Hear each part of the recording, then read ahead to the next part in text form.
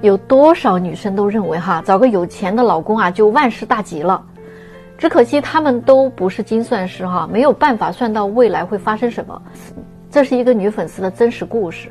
她20多岁的时候呢，因为长得很美，再加上名校的加持她顺顺利利的在众多追求者当中筛选出来了未来的老公。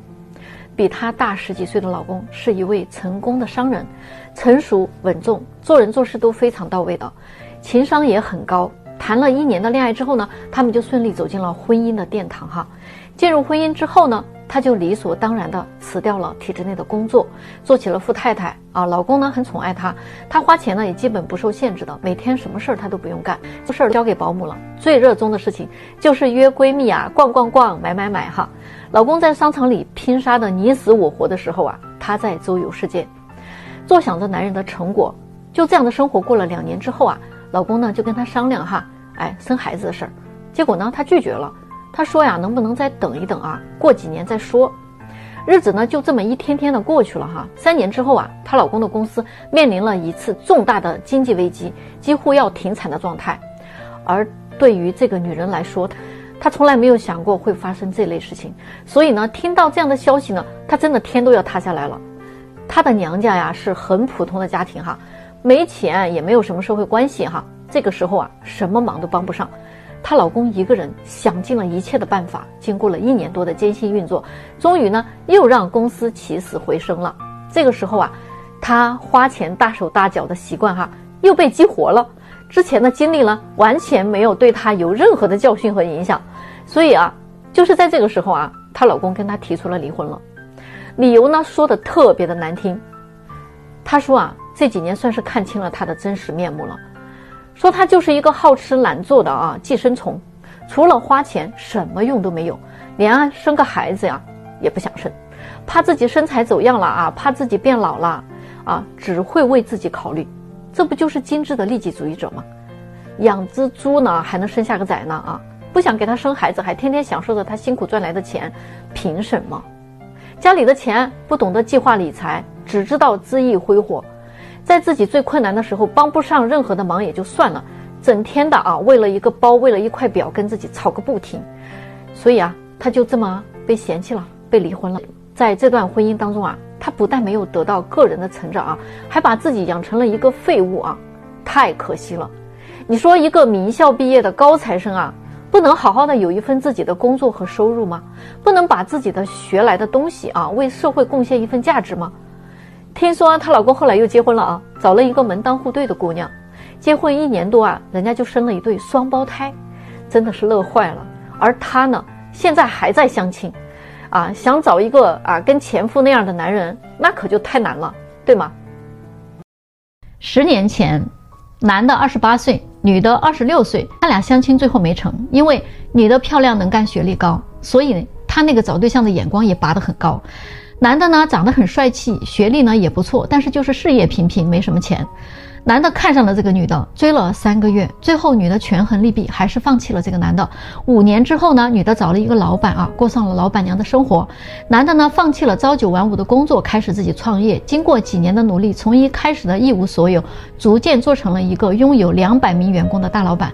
女人嫁给有钱人之后，不再上进努力了，也不出去上班了，靠老公养着。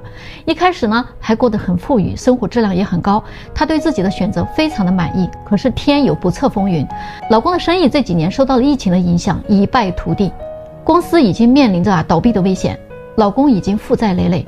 他看着自己的靠山快要靠不住了也出去找过工作，可是呢因为太久没有上班了，已经跟社会脱节，啥也不会了，找份好的工作简直太难了。于是她一边打工一边盘算着是不是该重新打算一下了。今年她就跟老公提出了离婚。那这种女人她真的是非常现实的，无情的可怕，只要男人你没有钱了她立马就抛弃你。离婚之后呢，她就马上开始张罗着再给自己找个对象结婚。不过这个时候她的要求并没有一丝丝的降低。在我们这里来的时候，看了几10个男士的资料之后才选出来几个这几个人啊都是老板级别的男人啊，个个都非常优秀。可是有趣的事情就来了，几个男士当中只有一位同意跟他见个面。女的万万没有想到的是，10年之后，她又跟当初那个被她看不起的穷男人面对面的相亲了。这一次坐下来呢，极其尴尬啊。她得知男人用的是化名，才明白自己为什么觉得很眼熟，但是却没有认出来。他们彼此寒暄之后呢，简单聊了聊这些年的生活。女的呢，得知现在男的身价已经是一个很高量级的时候，有点迫不及待地表白了自己的心意，说那个时候啊就觉得他特别的优秀啊，自己看走了眼之类的话。男的其实明白他的意思，他对女的说：“你找老公的标准一直没变呀，你还是喜欢有钱的，但是你已经没戏了。而我的标准呢也一直没有变，我仍然喜欢年轻貌美的，并且呢我能实现。所以我今天来见你，并不是跟你相亲的，更不是对你念念不忘的，我就是想过来告诉你2句话。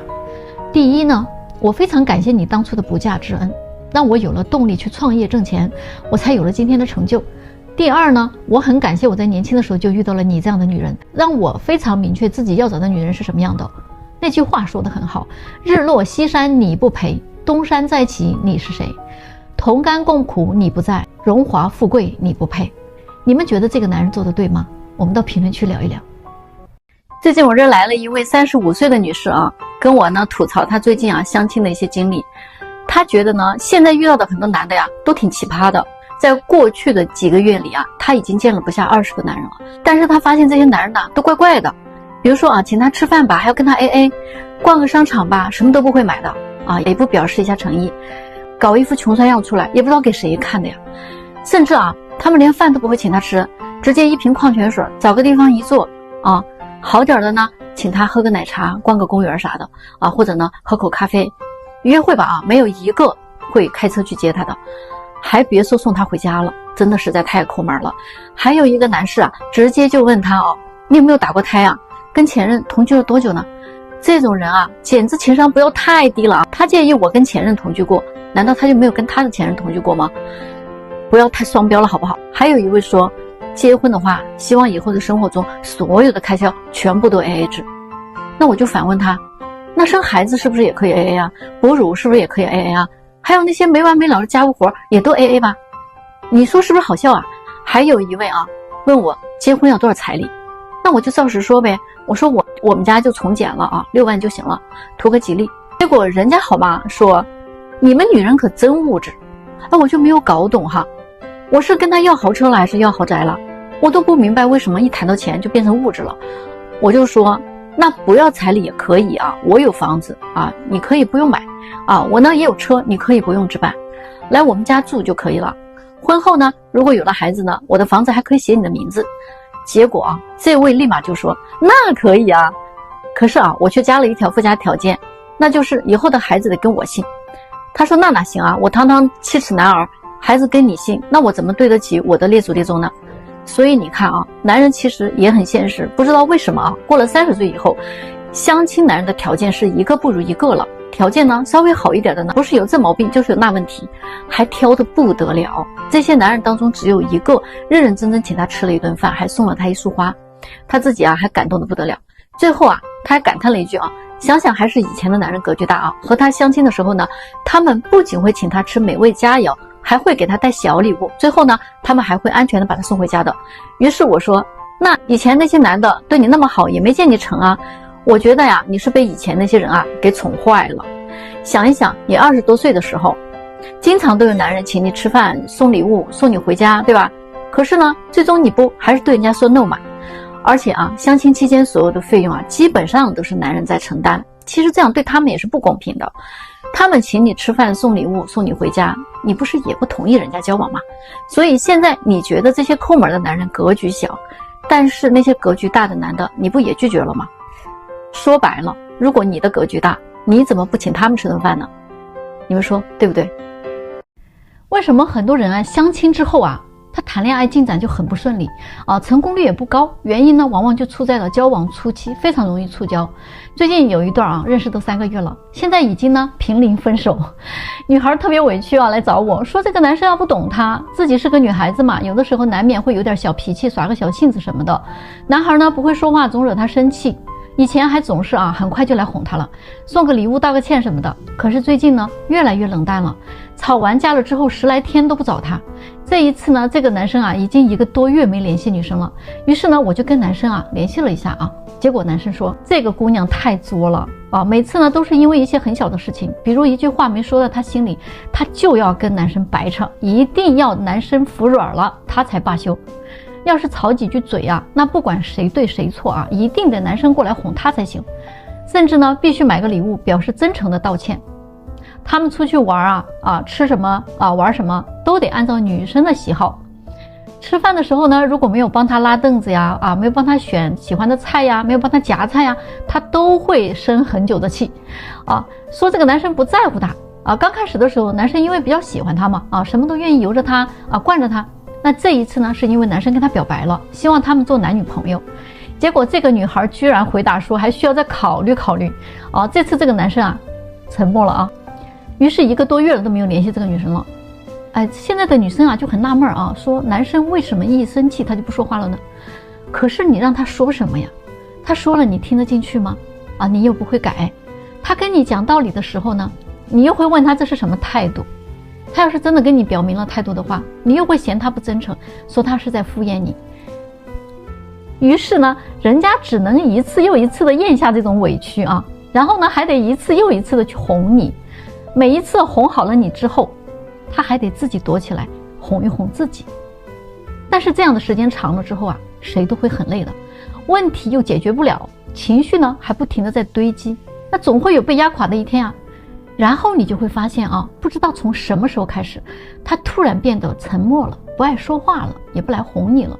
他不是变了，也不是不爱了，更不是在跟你较劲，他只是感觉到一种切切实实的心累、无奈和失望他只能一次又一次用尽全力去压抑他自己的脾气和情绪，因为他不想吓到你，也不想自己失控的时候说那些难听的话来伤你们的感情。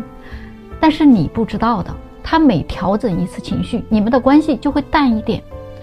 不被理解和尊重的每一次他独自咽下失望和难过的瞬间，他都在往后退，直到推到不想退的那一天，你们的关系真的就散了。你明白吗？那天有一个男生来相亲他真的是把那个女生怼得都没话说了。他俩一坐下来，女生就各种打听男生的房子买在哪儿的，有多大平米开的什么车呀一年收入多少具体资产是什么水平。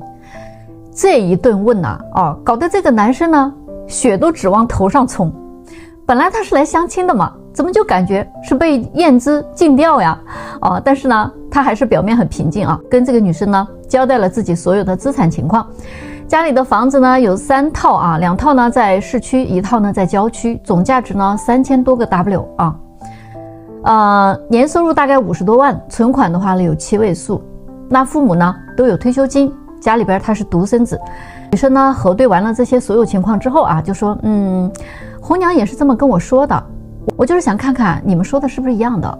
于是呢这个男生就问他，那你的情况怎么样的呢？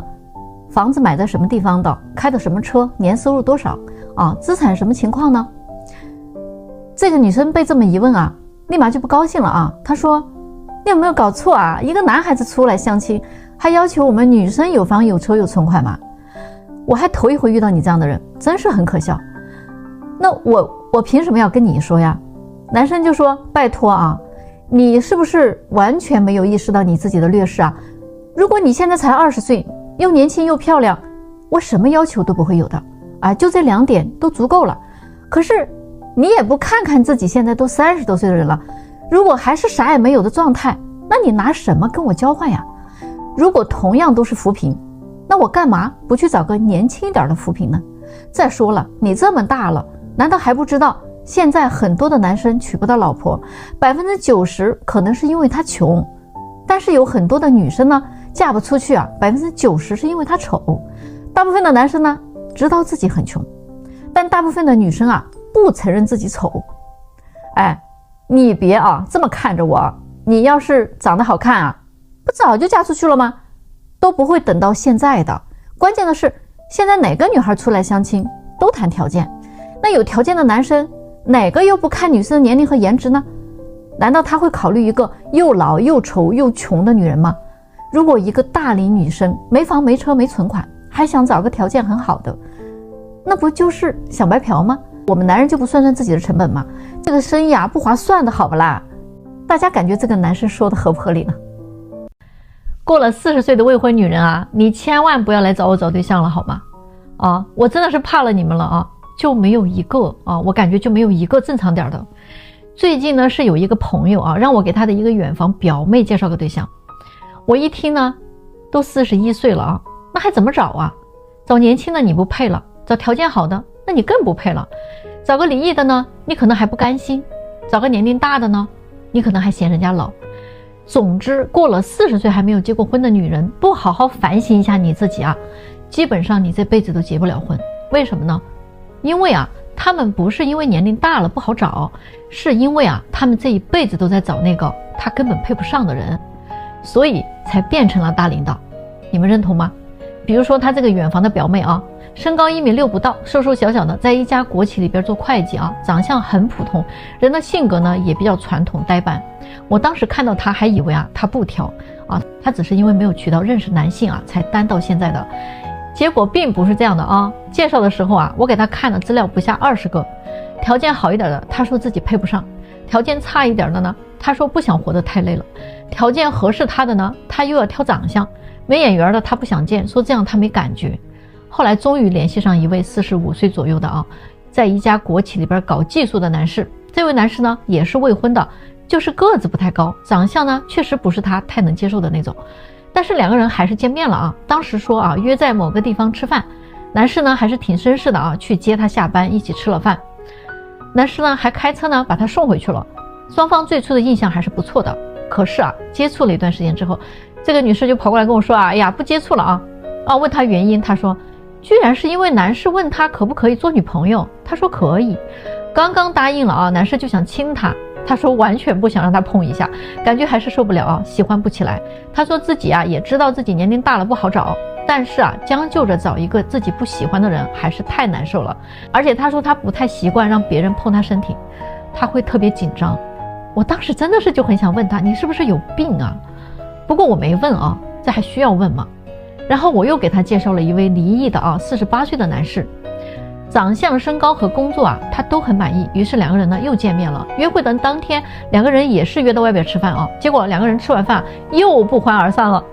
我又问他为什么他说这个男士摆架子都没有开车去接他，感觉很不被尊重，男士有点高高在上。饭后呢这个男士也没有送他回家，他那个自尊心就开始强烈的跳动，坚决的不跟这个男人发展了。后来我就问那个男士为什么都不送一下女士呢，让对方感觉到特别的被怠慢。男士说当时是女士选的地方就在他自己住的附近，所以他觉得没有必要去接嘛，自己开车开了半个多小时，到了地点之后人家那是一脸的不乐意拉着个脸给谁看呀？我们还什么关系都不是好吗？我看他全程的不高兴，我哪还有心情送他回家呀？大家来说说，都40岁的人了还有一颗少女心，这可咋整大龄剩女最后的归宿是什么呢？真的不好说但是我知道他们为什么一直单身。8年前我就认识了一个女生那会儿她刚28岁嘛，除了长相之外呢真的没有特别的长处了，学历也比较一般家境也很一般，关键是性格她还很粗觉得身边的男生都配不上她当年她来找对象的时候真的是巨挑无比的，照片看着没眼缘的 pass 身高不到1.8米的 pass 市中心没有2套房子的直接 pass 挑了几十个才遇到了一个双方中意的，结果就因为男生请她吃饭饭店离她的住的地方远了一点她就不愿意去，非要男生开车去接她才肯出来。饭菜呢不合她的胃口，满脸不高兴嫌弃这个男生情商太低了，不会哄女生，挑了个饭店都不合自己心意，于是她把这个对她最有诚意的男生给拒绝了。后来呢她继续在相亲的路上走了很多年，仍然是单身一人，不是这个不行就是那个不好总是每个相亲对象上她都能找到人家的缺点，一直拖到了32岁的时候。结果她那个时候看上了一个男生特别的主动可是男生对她呢却是不冷不热的，她找男生说话人家就跟她聊几句，她如果不找的话男生一次也不会主动找她的。所以这个时候她才开始渐渐的发现，只要是她看上的男生人家就看不上她，已经开始嫌弃她年龄大了。她第一次感觉到了结婚的压力。真正感觉到绝望是35岁的时候啊，他发现啊，同龄的男生啊都去找20多岁的姑娘了。关键的是这些20多岁的姑娘啊，跟他的要求啊是一样的。那这个游戏还怎么玩啊？绝对是死局嘛。最后迫于结婚的压力啊，他把自己的要求一降再降啊，用他自己的话形容呢，就是他已经降到最低了啊。到极限了，现在他呀都是快奔40的人了。他跟我说啊，如果时光能倒流的话，他一定会抓住那个28岁的时候那个傻傻的男生。虽然那个男生啊木讷无趣啊，情商也比较低，但是现在想想，找个单纯木讷的男生还真不容易。人生没有回头路了啊，何必那么为难自己呢？你们说对不对啊？觉得有道理了，别忘了啊，在评论区吐槽一下哦。有些大龄剩女啊，她真的是不信邪的，你跟她说再多都没有用。38岁的未婚女人啊，都这个岁数了，还自信爆棚。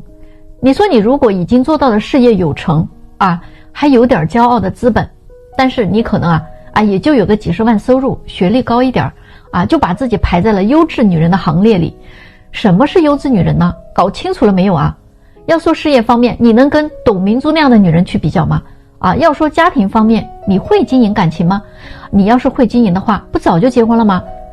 你这个岁数啊，生孩子都有困难了，找对象的时候啊，满嘴都是那些话，什么我不能将就着找个条件比我差的男人结婚啊，来降低我的生活质量啊，什么我虽然但是却看起来很年轻，什么如果这个男人没有什么亮点吸引我啊，我嫁给他是为了什么？难道是为了给他这种低质量的基因传宗接代吗？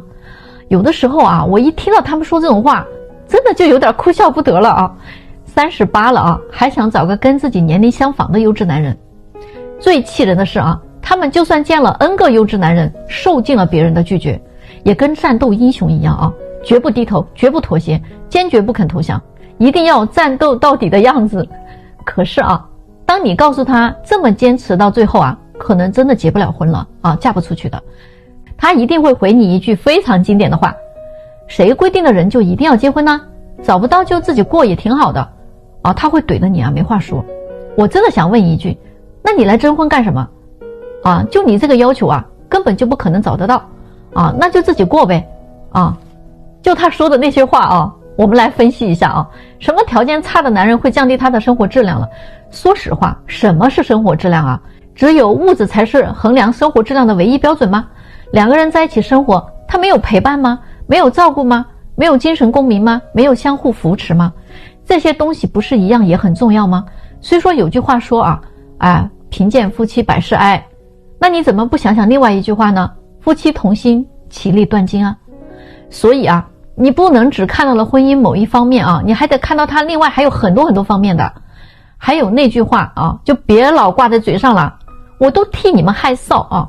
什么看起来很年轻啊，人家男人要的不是看起来很年轻，人家要的是真的很年轻。又说什么啊，男人没有亮点吸引不了我，我真的都想笑出声来啊！你身为优质男人，人家有多想吸引你啊？人家只想吸引那些年轻漂亮的小姑娘，根本就没你什么事儿。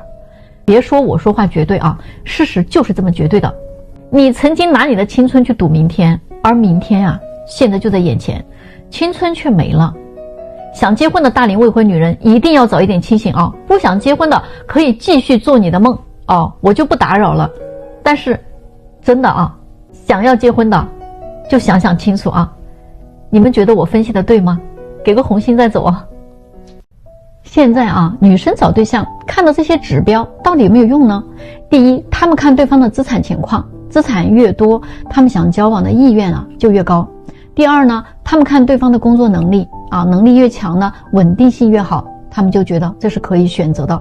第三呢，他们看对方的学历，觉得学历越高，说明对方的智商越高，基因很好，这个也是他们在选择的时候重点要考虑的因素。第四呢，他们要看男人的情商怎么样就是会不会来事儿能不能给自己提供情绪价值跟他在一起呢，得不闷不呆会哄自己开心的那种。第五呢，他们要看男生在花钱方面对自己大不大方，这一项是他们用来衡量婚后男人在经济方面对自己的态度。那么我们今天来解析一下其实这些标准大部分都是悖论，而且根本无法全部体现在同一个人的身上。不信你就接着往下看第一点资产情况，其实资产越多的人不代表他就懂生活，他们大部分都是忙于事业的人，哪还有太多的精力给你提供情绪价值，天天没事哄你开心呢？没准啊，越有钱还越抠门呢。并且啊，据统计，很多事业做得特别大的企业家，学历都不是特别高的。第二点，工作能力强。那上班族的男人呢，他的工作能力越强，他的工作时间也就越长，估计是没有太多的时间陪伴你的。花钱方面肯定不会很大方，因为他的钱是血汗钱呀，他们可能啊会更看重你给他能带来什么样的价值。第三点就是学历高，很多女人啊都喜欢学历高的男生啊，他学历高只能代表他这个人学习成绩很好啊。我们高考过滤的啊，他是学渣而不是过滤的人渣，在他的这个外表之下，很有可能是个自私自利啊自负的人。这样的一个人呢，也有可能他对感情啊极不负责任，所以呢，学历和人品是不能划等号的。那如果这个时候你还要求他情商也很高，那可能就难度更大了。毕竟这个世界上双商在线的人是非常之少的，所以你上哪儿去找这样的人去呢？即便是有，那早也被人家抢了，他还能缺个女朋友不成？第四点，看男人的情商高不高，是不是能给你提供情绪价值。如果一个男人情商很高，他就可以秒杀其他好几个条件了。你们见过那些穷鬼娶了富家女的吧？还有那些网络骗子听说过吧？这些人就是玩情商的高手啊，那些女的被迷的啊五迷三道的啊。所以呢，要求一个男人情商高，只要他加上其他几项中的任何一项，他的情感生活就永远不会缺席的，你懂了吗？第五点啊，看男人对你花钱大不大方，用这个标准来衡量交往的诚意和婚后对经济方面的态度。但是实际上啊，男人花钱大不大方，从现状来看，他们对刚认识的女生是真的不敢大方的。你们自己也懂哈，人家也是花多了花怕了啊，觉得没意思了，所以呢，他们会对后来认识的女生越来越小气。但是这一点完全无法代表他婚后对钱的态度。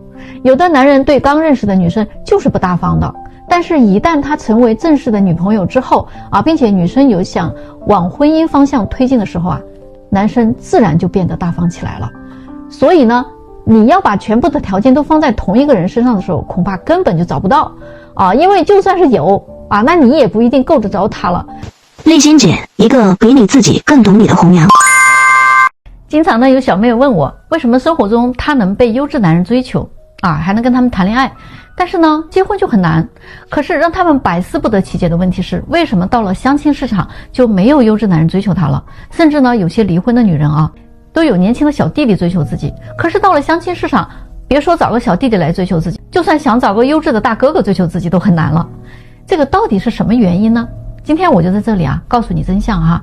男人在找女朋友谈恋爱和找个对象结婚过一辈子这两件事情上啊，他的态度和认知根本就是不一样的。可能这两件事情都需要谈恋爱，但是他们的每一场恋爱最终目的却是完全不一样的。所以有的女人她可能只是长得漂亮，或者呢只是有个很高的学历背景，就容易被优质的男性追求。当他们被一两个优质男性追求之后啊，或者呢跟一两个优质男人谈过恋爱的时候，他们就觉得自己一定能找个这样的男人结婚了。但事实却不是一定的哈，因为在优质男人的世界里啊，他们的可选资源非常的多，所以他们在评估你的价值的时候呢，也就越现实了，要求评估的选项也就越多。要明白的就是一个道理，所有的不选择，所有的分开，其实真相就是你的价值不够。你永远不要认为哈，这个男人不跟你结婚是因为你的脾气太臭了，是因为你太作了，都不是啊。我实话告诉你，如果你是皇帝的女儿，你的脾气可以再臭一点。你不要认为男人不跟你结婚是因为你的腰太粗了，不是啊。如果你是亿万富翁的女儿，你的腰可以再粗一点啊。表面上看是脾气不合，性格不合啊，距离太远，长得不够好看等等。我告诉你，终极核心的核心其实就是你的利益还不够跟他交换，你的价值不到位，知道吗？情感生活是分3个层次的，性、爱情和婚姻。而性呢是肉体生活，追求快乐的原则；爱情呢它是精神生活啊，遵循的是理想原则；婚姻呢是社会原则，遵循的是现实原则。这是3个完全不同的维度。当你能够分清楚这几样东西的时候，那你也就能知道优质男人他为什么不会跟你结婚的真实原因了啊。大家说对不对啊？别忘了留个小心心到评论区聊两句再走哦。